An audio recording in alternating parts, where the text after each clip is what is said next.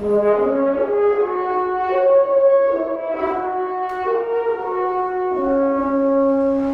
used to read a lot, and I mean a lot, and it was mainly theology books.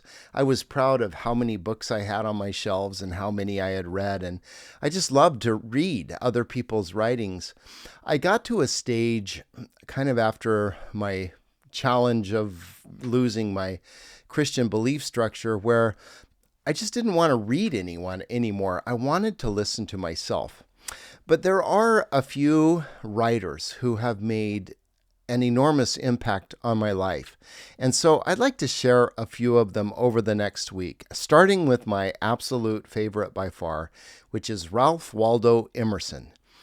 Emerson lived in Concord. I had the chance to go there in college and go to Walden Pond, where Thoreau and Emerson hung out. And it was just a special place. It just had a vibe that I loved. I didn't even know why at the time.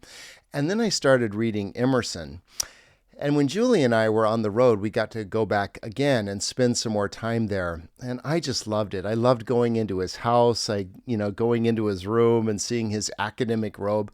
Emerson, I guess one of the reasons I resonate with him, he was a minister who left the ministry and became a free thinker. He's usually called a transcendentalist, which he never really sits down and defines his philosophy in detailed terms or anything like that. But to me, he's just a person who was honest with himself. So let me just share with you why Emerson means so much to me.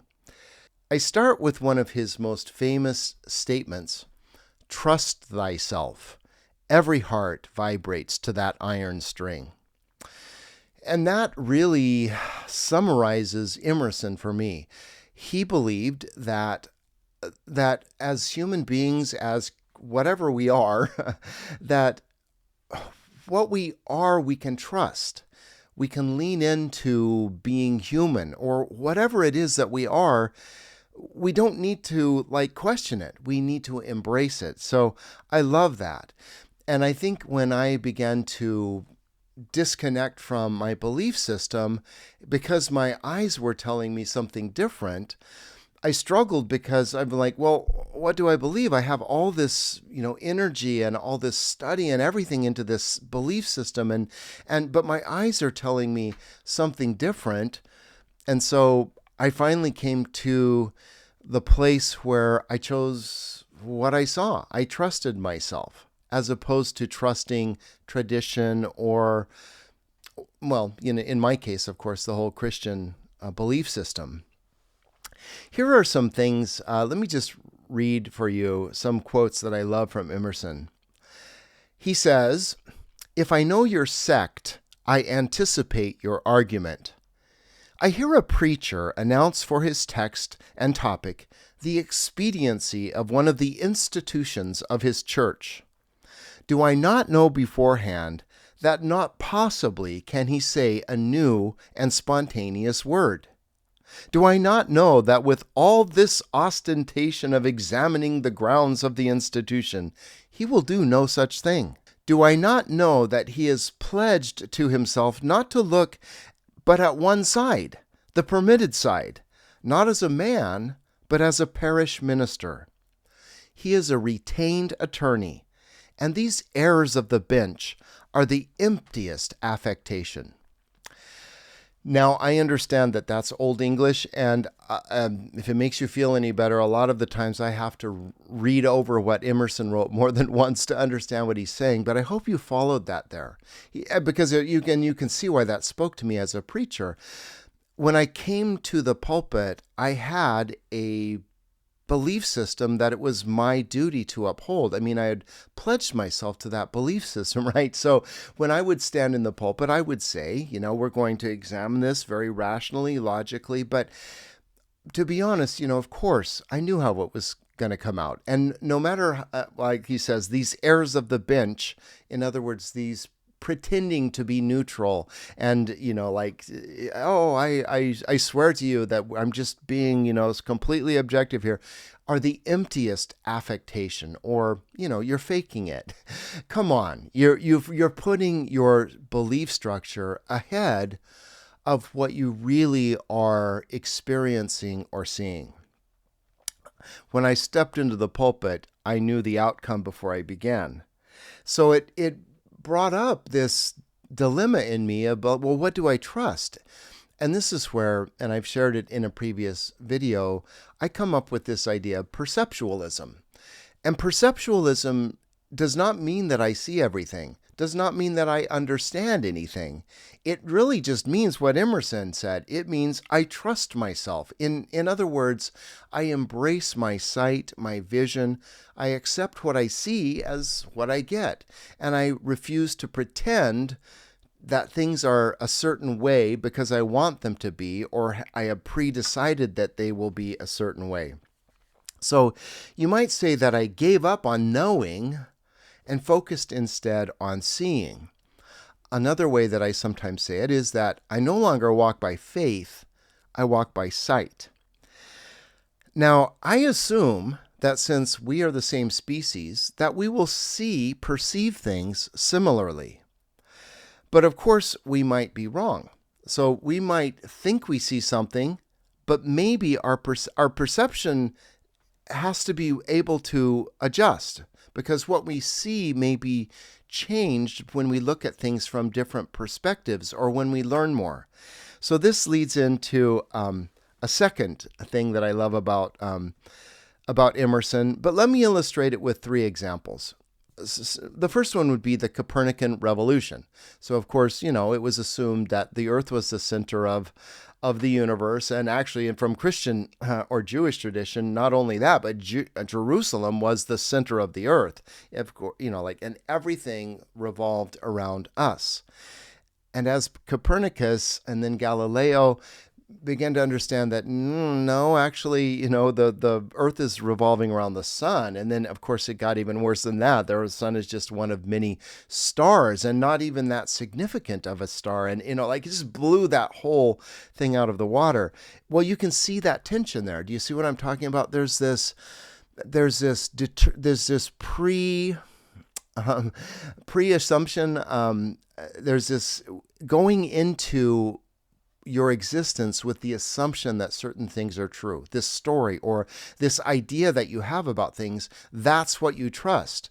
But then when your eyes see something different, well, what do? Well, you try to adjust what you see to match what your story that you tell, because your story is the sacred thing.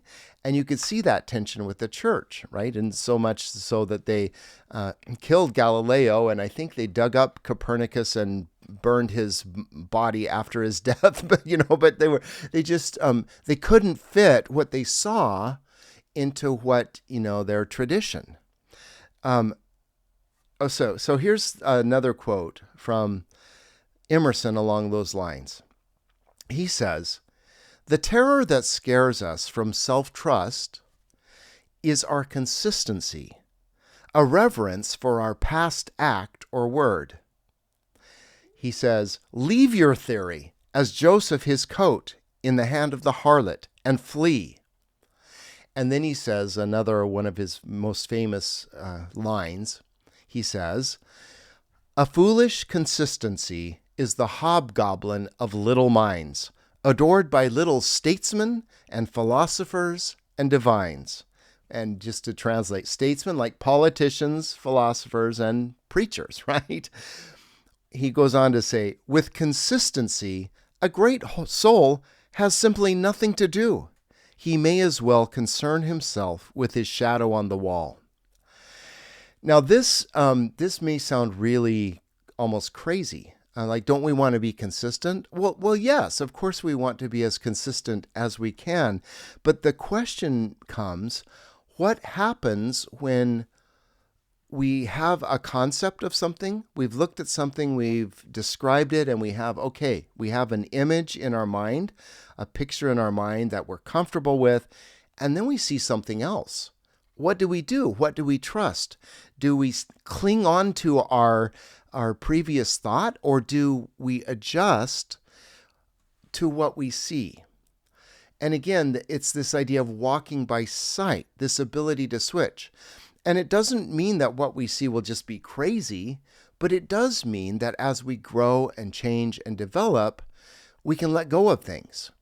For me, this was a rather earth-shattering challenge, right? To let go of my beliefs, because the beliefs that I were no longer matching what I was experiencing were the foundation of my life.